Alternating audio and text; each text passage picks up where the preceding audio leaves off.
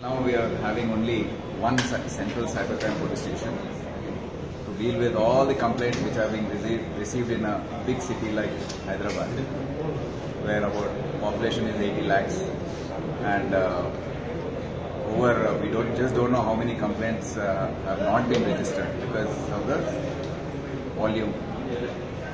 Cybercrime police station has only about 125 police personnel and officers, and it was been impossible to register and investigate this crime.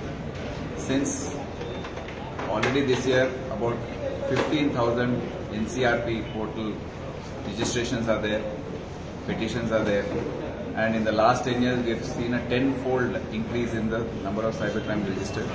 We thought it is time to decentralize cybercrime investigation and take it down to the police station level.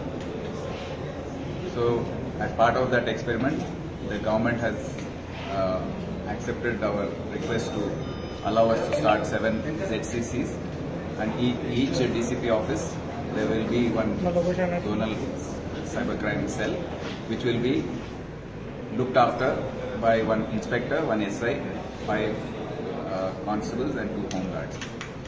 Their responsibility is to investigate the cybercrime because it is very technical in nature. We can't leave it to the police stations to do the investigation.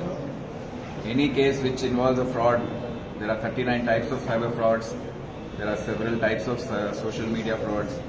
So anything below 25,000 will be received in the police station, and if there is any further investigation to be done and it involves some type of holding on to the case, withdrawal of money which has been blocked due to the investigation, then it will be transferred to the ZCC. Any case fraud involving 25,000 and above till 1 lakh will be investigated by the zonal cybercrime cell. The case will be registered in the concerned police station. The investigation will be done by the ZCC under the supervision of the concerned DCP.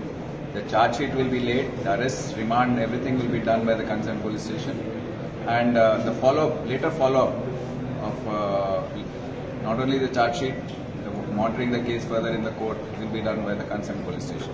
So this is more like a task force which has the expertise. The personnel have all been trained for over 2-3 months in the various types of investigations of various types of cyber crimes, and they are all adept at it.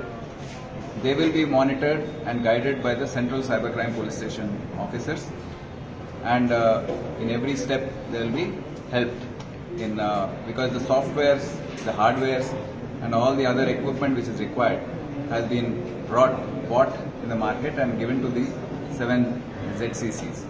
And this is a step to decentralize cybercrime police station crime investigation, so that the citizens who have been suffering till now, when someone has gone to the police station because of lack of investigative ability, those petitions have been taken and not registered and not investigated because there is no way the police station staff can investigate it.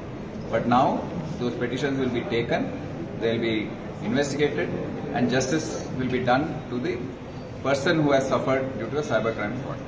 Thank you.